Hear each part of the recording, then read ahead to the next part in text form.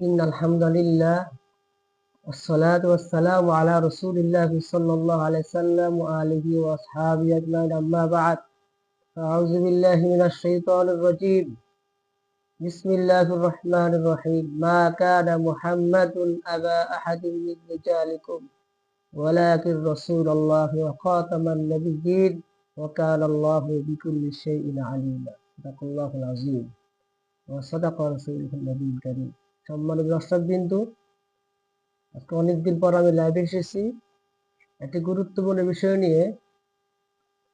ফয়সাল সালেহী নামে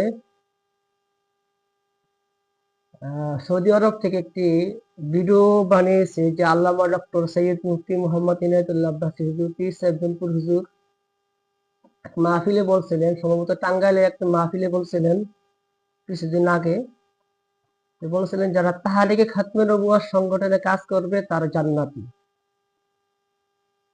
সেই বিষয় নিয়ে একটি ভিডিও বানাইছে।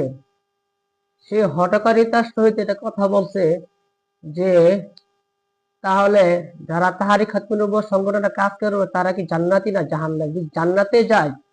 যদি জান্নাতে যায় জান্নাতি বলে, তারা নিশ্চিত জান্নাতে যাবে, তাহলে তাদের কি বলবে? জান্নাতি বলবে না জাহান্নামী বলবে? এবং সে এটা ইঙ্গিত দিয়ে কথা বলছে যে তাদের একজন বড় গুরু, বড় মৌলবী ডক্টর কাফিল উদ্দিন সরকার সালি সাহেব শেখ হাসিনারে বলেছিল জান্নাতি।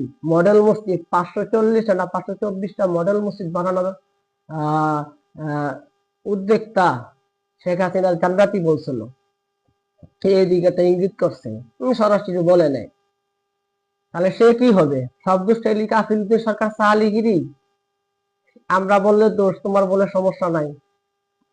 যাই হোক, আমি দর্শকদের বলবো, খাতমে নবুওয়াত সংগঠন যে নামই হোক, তাহারি খাতমে নবুওয়াত হোক, তাহফুজে খাতমে নবুওয়াত হোক, সংরক্ষণ তাহারি খাতমে নবুওয়াত সংরক্ষণ কমিটি হোক, যে নামই হোক, ইন্টারন্যাশনাল খাতমে নবুওয়াত আন্দোলন নামে হোক, যে নামই হোক, কেউ যদি ইখলাসের সহিত সহি নিয়তে নবীজি সাল্লাল্লাহু আলাইহি সাল্লামের খাতমে নবুওয়াতের জন্য কি যদি কাজ করে, কোন সংগঠনে জড়িত হয়ে, সে অবশ্যই জান্নাতি।